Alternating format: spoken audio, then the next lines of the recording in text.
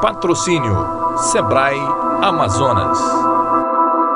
Oferecimento Sequelab, consultoria e controle de qualidade para um ambiente saudável.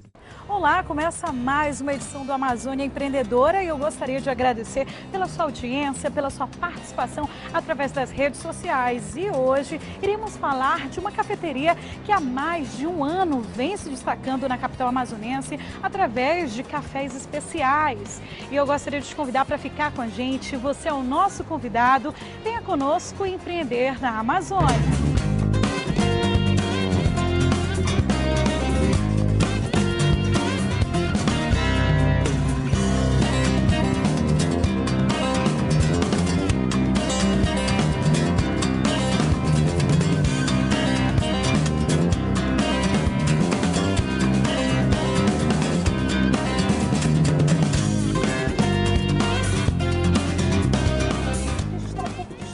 E agora vamos conversar com o Maurício de Santos, que há mais de 10 anos está no segmento empreendedor e vai contar um pouco da sua história aqui no Amazônia Empreendedora. Me conta, como foi que você escolheu o segmento do empreendedorismo? Bom, é uma paixão desde infância. Eu tenho a minha família bem dividida.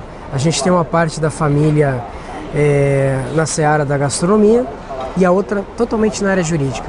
São estranhos paradoxos da nossa família, mas o que sempre me chamou a atenção, apesar de ser advogado, ter feito o curso de Direito, prestado OAB, enfim, mas sempre me chamou muita atenção a gastronomia. E foi aí o motivo pelo qual eu escolhi entrar na questão do empreendedorismo voltado à área da alimentação. Bom, para você ter uma ideia, Thalita, primeiro, prazer estar aqui com vocês, essa entrevista nossa, é um orgulho, uma honra para mim. A nossa trajetória foi muito engraçada, porque eu sou de São Paulo, né? Nasci em São Paulo, mas fui morar em Curitiba, mais ou menos eu tenho uns 26 anos de residência em Curitiba. E lá em Curitiba me despertou essa vontade de se tornar empreendedor. Trabalhei como gerente de banco, trabalhei numa multinacional, na Kraft, voltada à área de alimentos, e lá foi me despertando até algumas curiosidades. E eu percebi que eu sempre tive essa vontade de trabalhar com o público, mas mais específico na área da gastronomia, porque eu gosto de cozinhar. Sempre gostei, desde criança, sempre gostei de brincar, de fazer, nem que seja um miojo, como dizem. Mas sempre gostei muito de estar na cozinha, né? Tá fazendo algo diferente. Exatamente.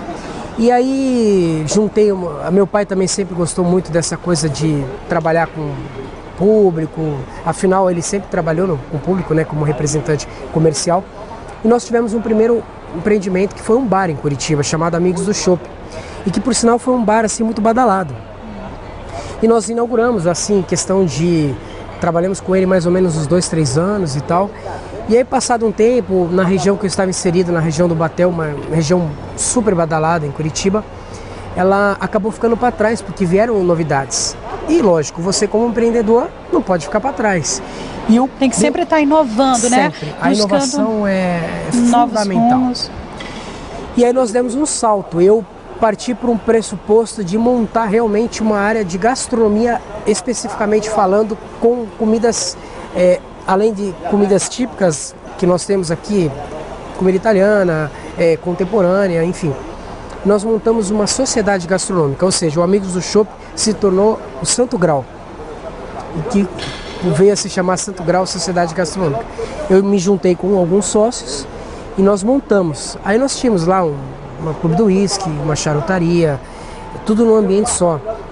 Comida italiana, comida japonesa, cybercafé e vários segmentos dentro do mesmo ambiente, porque esse ambiente era muito grande. Aí foi um boom, né? Sucesso total, graças a Deus. A gente obteve assim um conceito muito bom em Curitiba. E isso me trouxe um know-how maior ainda. E aí eu comecei a pesquisar e viajar e tal, e ver outras coisas na área da gastronomia. Só que coincidentemente a sociedade ela acabou não dando certo por motivos pessoais. Eu acabei deixando o Santo Grau para os meus sócios, a gente fez uma cisão, vamos dizer assim, eu saí da sociedade e deixei que eles tocassem a empresa. E eu estava um pouco desanimado, confesso, em Curitiba, porque as coisas são muito difíceis lá, vamos dizer assim, a questão de... é muito acirrada a competitividade. E eu acabei conhecendo uma pessoa que hoje é minha esposa e eu comecei a vir a Manaus com frequência. E eu olhei esse lugar e falei, puxa, esse lugar é maravilhoso. É um lugar carente de algumas coisas que a gente pode trazer de inovação. E eu sempre gostei dessa questão num cafezinho, essa coisa de, pô, você receber as pessoas e tal. Aí eu falei, poxa... Lidar assim também com o público, né? Porque durante a nossa gravação a gente percebeu, desculpa te interromper um pouco, os clientes chegam, ele fala, né? Conversa um pouco, isso é muito importante, né? Lidar com o público, estar sempre ali ao lado, porque os clientes percebem, isso é grado, não é? Não tenha dúvida, Thalita, que não existe segredo. Eu acho que o segredo do sucesso, além de você, claro, ter um conhecimento técnico daquilo que você vai efetivamente criar ou produzir ou fazer para o seu público, você tem que conhecer dentro de você a vontade de trabalhar, porque não existe milagre, eu falo sempre isso, existe trabalho. Eu acho que o trabalho, a consequência de um bom trabalho, lidar com os seus clientes e principalmente com as pessoas que trabalham com você, é fundamental para esse segmento. Porque crescer, né, requer uma série de coisas. Porque você passa por momentos difíceis, momentos que você pensa em desistir também, né? Porque durante as nossas gravações a gente percebe que muitas pessoas, Maurício, contam pra gente, olha, a gente já teve momentos difíceis, assim, que pensou, não, vamos parar.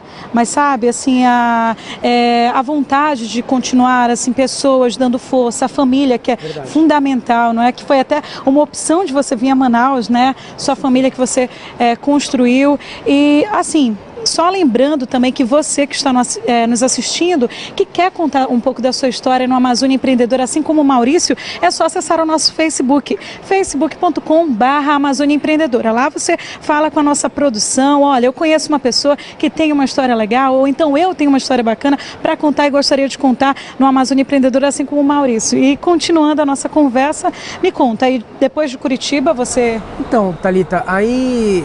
vieram as vindas a Manaus, né, para conhecer a cidade a passeio, até porque eu não conhecia, confesso que eu declinei quando eu cheguei aqui, achei a cidade maravilhosa, o público maravilhoso, super receptivo, até agradeço o público que frequenta nosso café, a gente tem um orgulho de trabalhar aqui em Manaus, nós hoje somos considerados, dentre as cafeterias do Brasil, nós estamos entre as 20 maiores cafeterias do Brasil, entre as 10 cafeterias revelação do ano de 2014 para o ano de 2015, até porque a cafeteria ela tem 1 ano e 2 meses, 1 ano e 3 meses, nós inauguramos dia 18 de março do ano passado, nós passamos até por um processo de ampliação aqui no próprio Shopping Manauara, que nos deu um maior suporte, está muito feliz com a nossa operação. E Thalita, olha...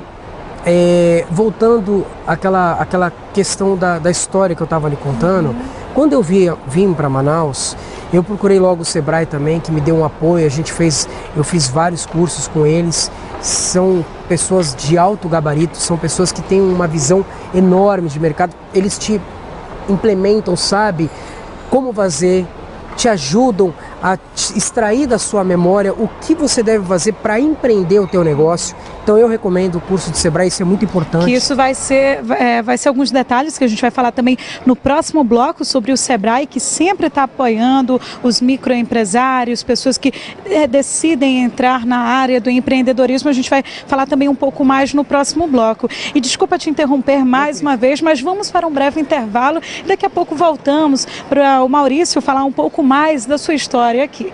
Eu te aguardo, hein? Não saia daí.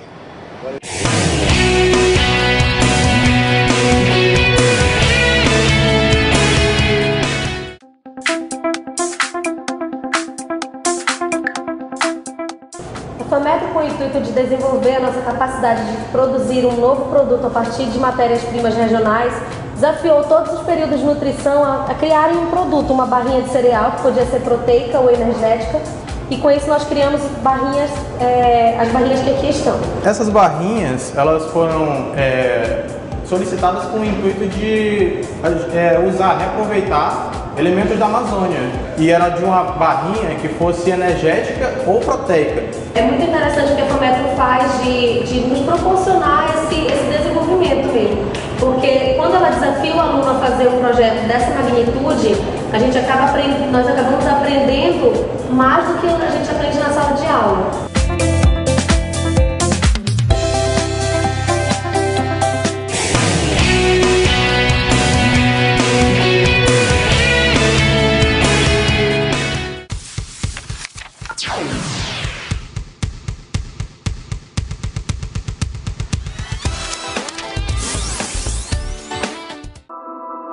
Patrocínio Sebrae Amazonas.